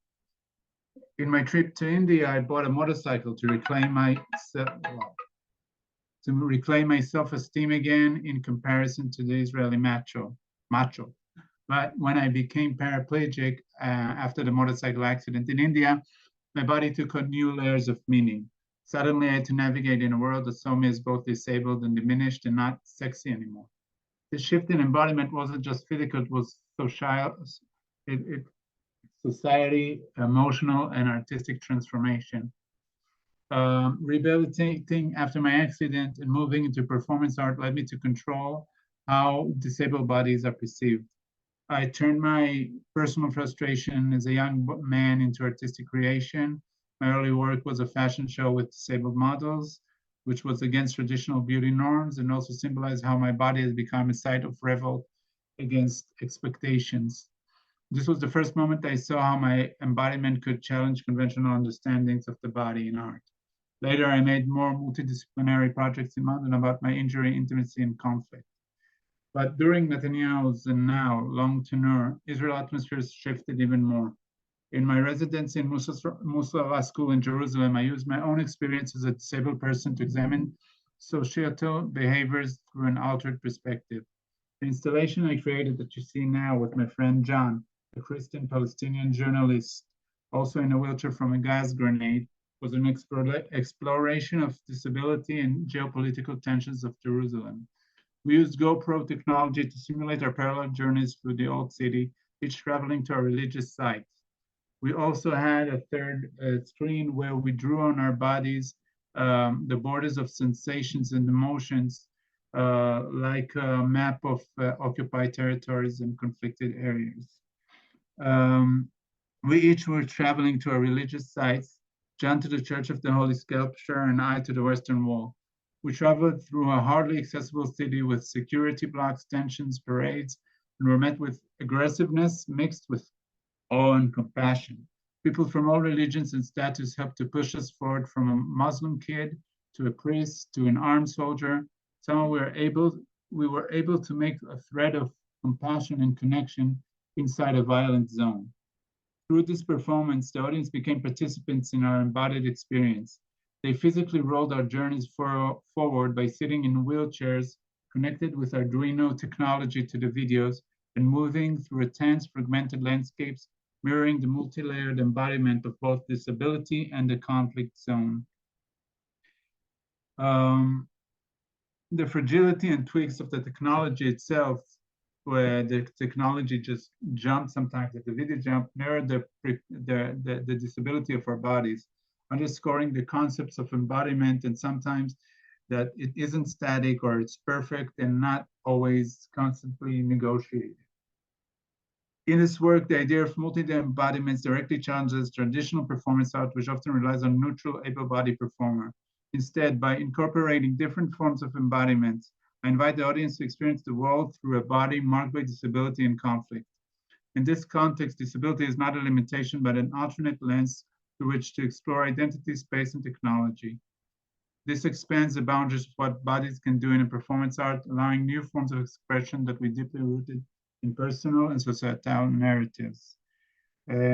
My work is shaped by the intersection of disability, technology, and conflict. My art invites viewers to inhabit this layered experience, encouraging them to see disability not as an obstacle, but as an essential part of human diversity and artistic expression. Living and working in a region defined by conflict, political instability, and cultural tension inevitably shapes my art. I'm constantly negotiating between the symbolic representation of trauma, the realities of living in a disabled body, and the hyper-masculine culture that pervades much of Israel's society. This creates a fast-paced, interdisciplinary approach to my work, where performance, technology, architecture, and activism merge into a search for harmony and inside the chaos. There's also the issue of being an Israeli. I was just my invitation to go to a seminar in Ireland, Northern Ireland, a typical university, was stopped because I'm an Israeli and the 7th of October incident. Even when we said me and John will go together as pacifists, people didn't want us to come there. But still, I think cross-cultural collaborations, like my work with John, remain some of the most impactful experience I ever had. And I think they can show that we can connect and we can use our new special perspective to see things different. Thank you so much, Ido. Audrey, I know that you have to run at 6. Are you okay speaking or presenting some words now? I'm sorry we are a bit late. You are on mute.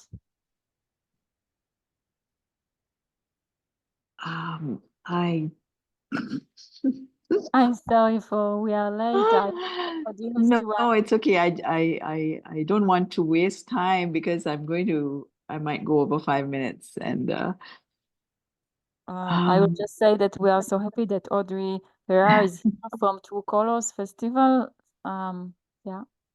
Okay, I'll just share with everyone very briefly, but before that, thank you so much to Gaili and Daria, all the organizers and all of you participants across the world from me. I'm learning so much from hearing about each of you, and I thank you.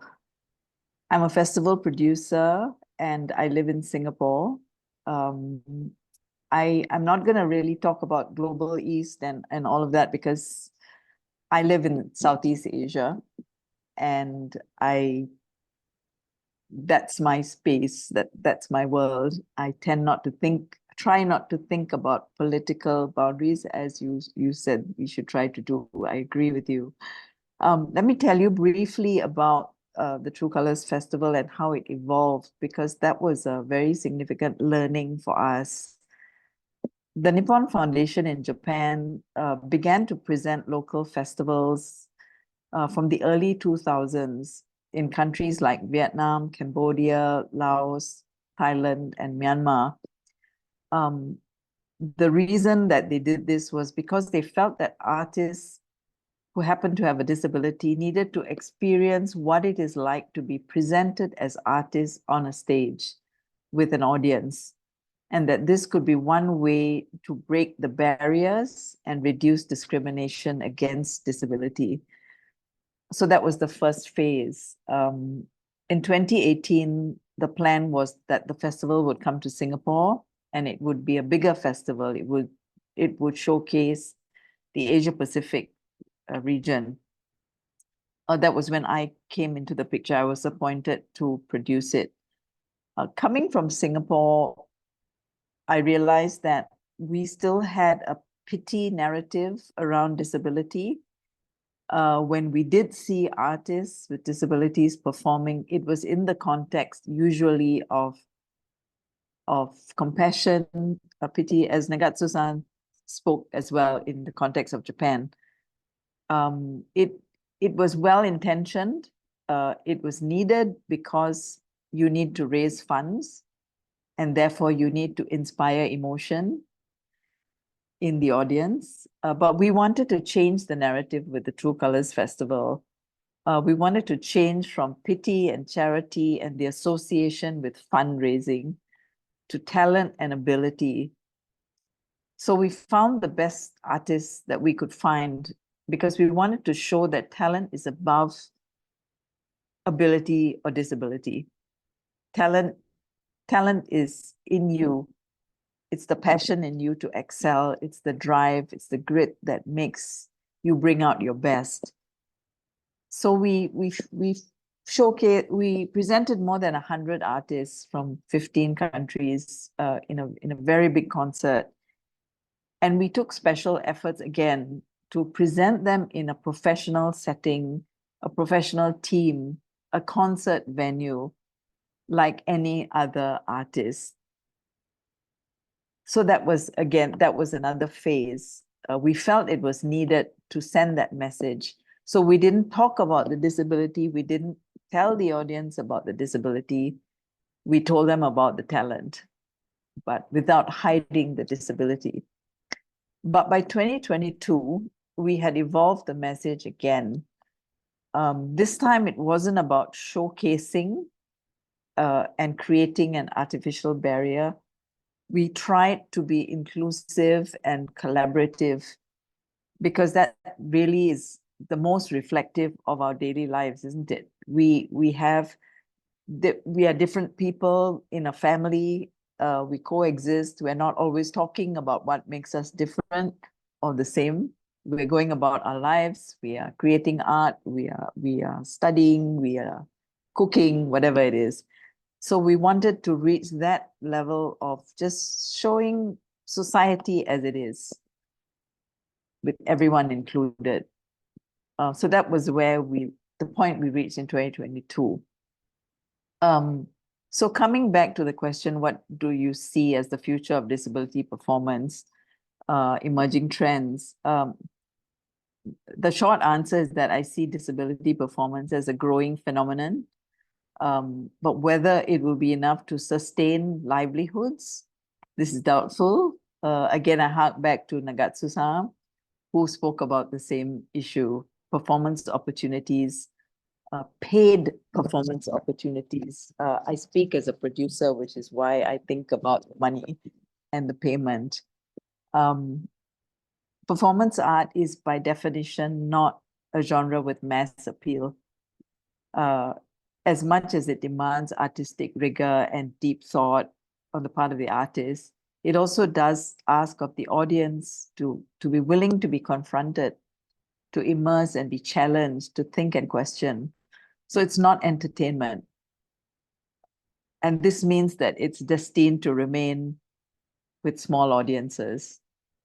The impact may be deeper, but the audience is smaller. So this again raises the question of sustainability. Can it provide enough work for an artist to make a living? But then again, if you look on the other side, is a counterbalance. Is the ease and the prevalence of sharing content globally across social media platforms, not only to address social issues such as discrimination, labels, gender politics, diverse abilities, but to show how the arts has the power to connect people across differences, to remind us of shared humanity.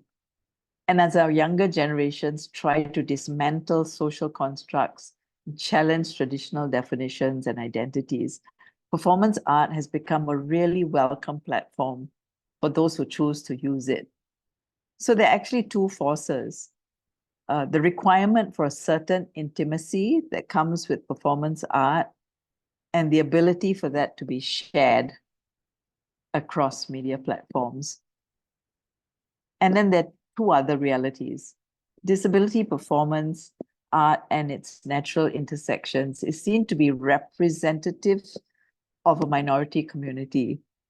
It offers a concentrated experience of disability, so to speak. This means that the potential for popular appeal becomes narrower. And secondly, while many of us, we really want to be inclusive, very few of us want to be confronted with disability in a significant way. I've encountered this many times in my work over the years.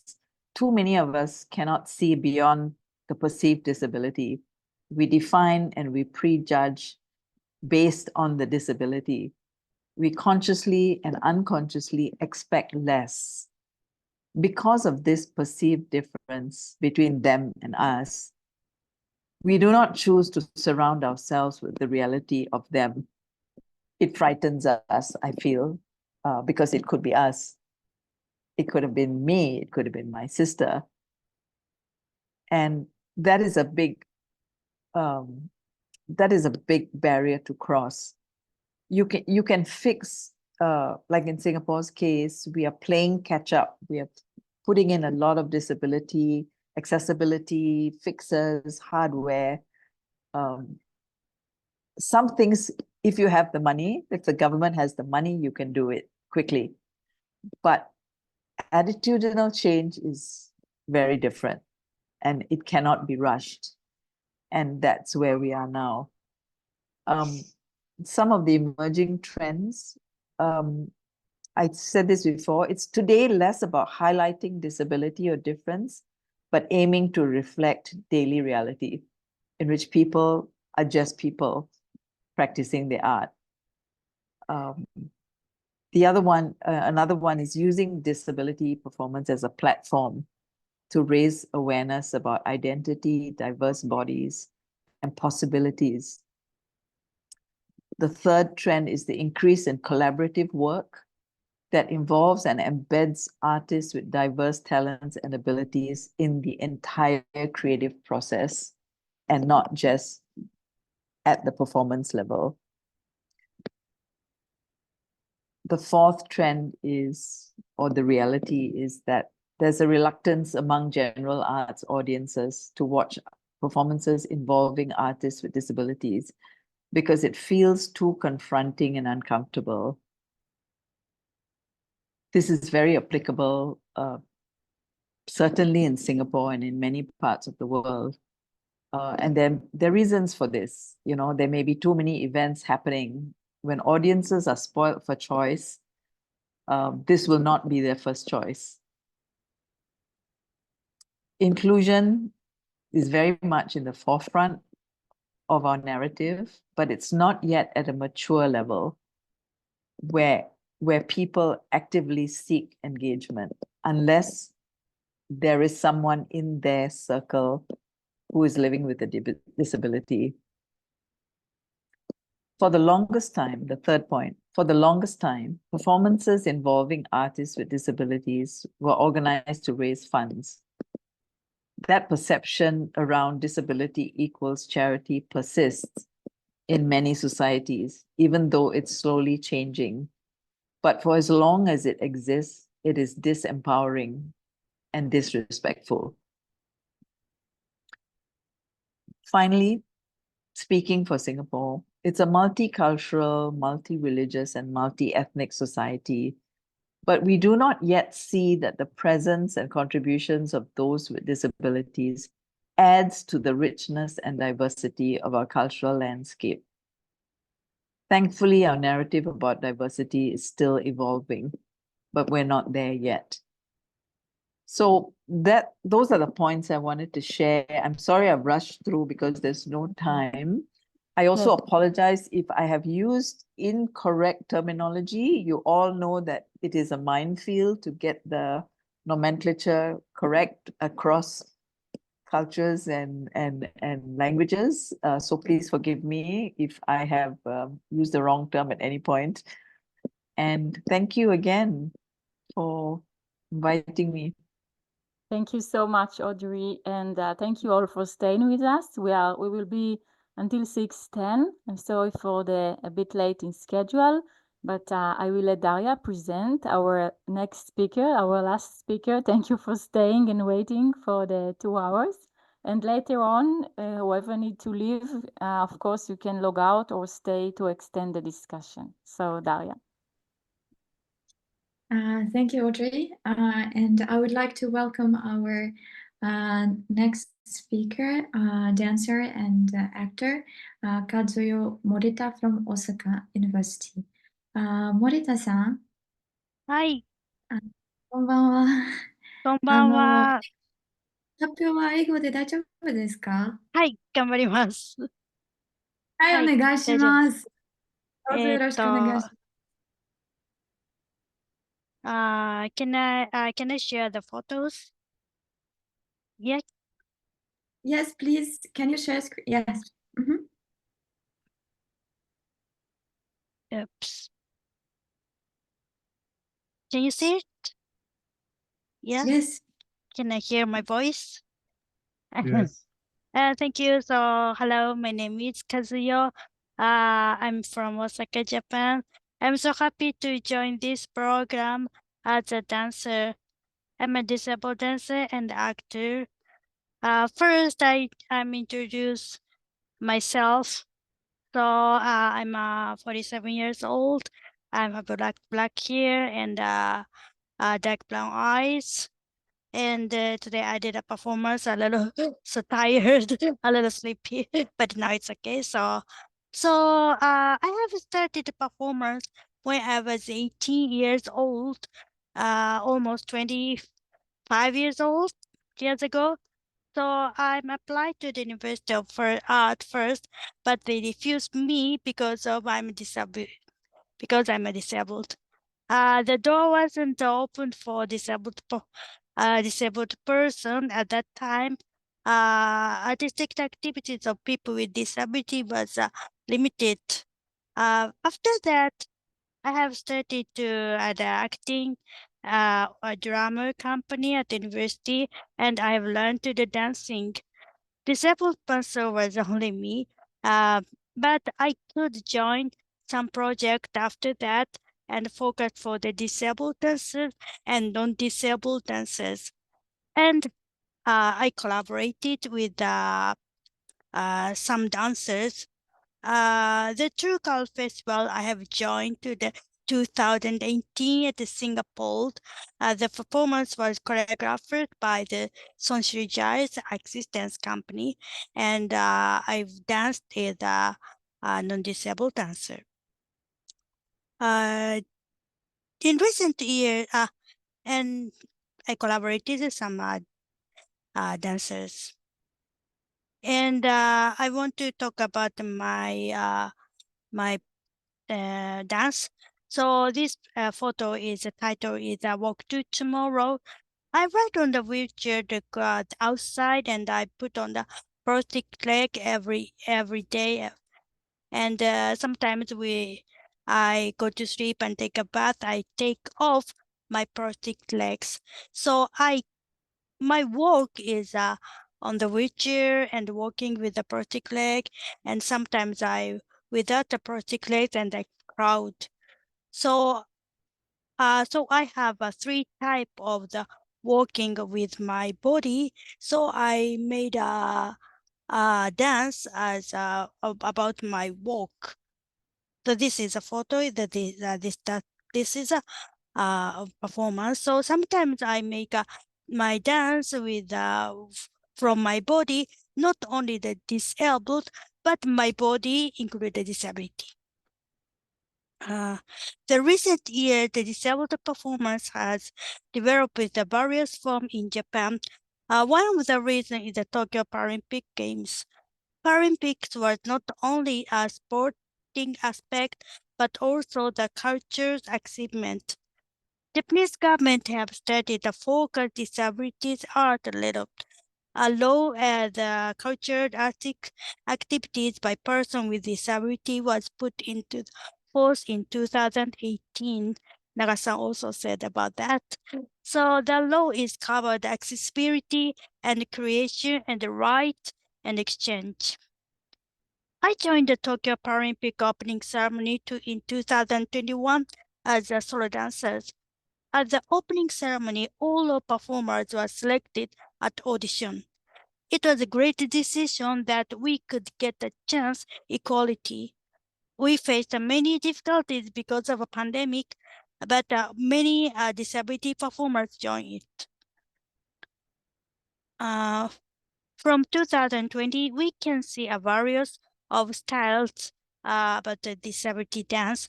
I also ran the workshop for workshop program and people with a disability and non-disability person together. I also direct and choreograph performers with disabled performers and non-disabled dancers. Although contemporary dance is still the most common in recent years in Japan, we have also seen dance in other genres. For example, the breaking dances. In Osaka, where I live, there are also dance battle for dancers with disability and those who sit at them, mainly among young people.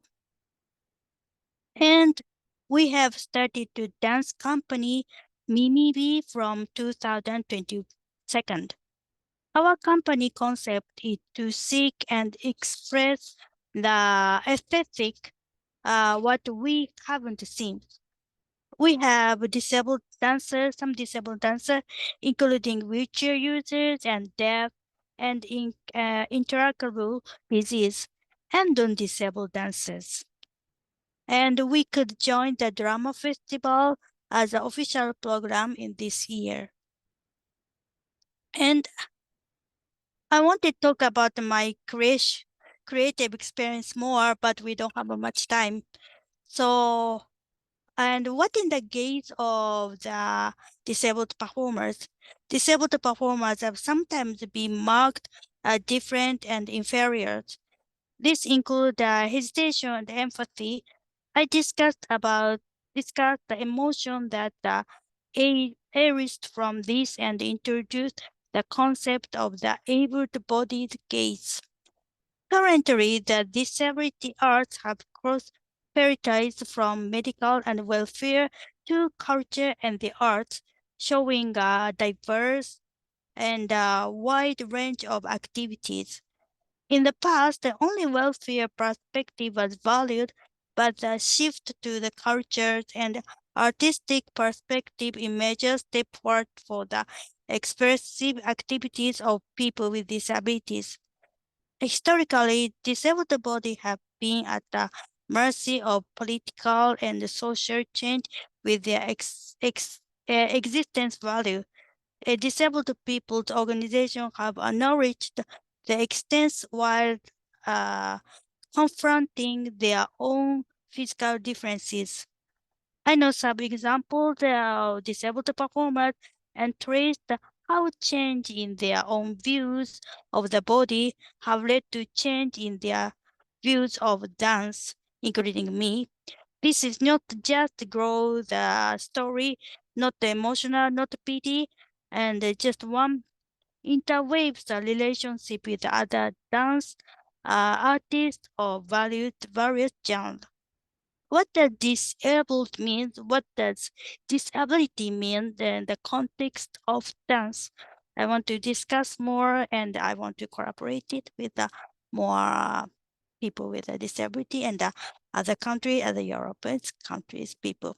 Thank you so much. Thank you so much. May we ask you to stop share the screen? Oh, yes. Just a Thank moment. you. Wait. Oh, sorry. In the meantime, I will just say thank you so much. I will conclude, and then anyone who need to leave, of course, we will say goodbye for now. And anyone who want to stay, you're welcome to stay and talk. I will just say thank you so much. This is a crazy reality. I told Daria in advance that if we will have sirens and alarms here in Jerusalem, she will take over. And, you know, between protest against violence and against our government to alarms, this is crazy reality. But I really feel moved by how we made this effort to actually hear each other across languages, across countries, across regions. I feel that we really made an effort to listen to each other. So thank you so much, and I invite all of you to continue the discussion and stay in touch. Thank you. Thank you very much.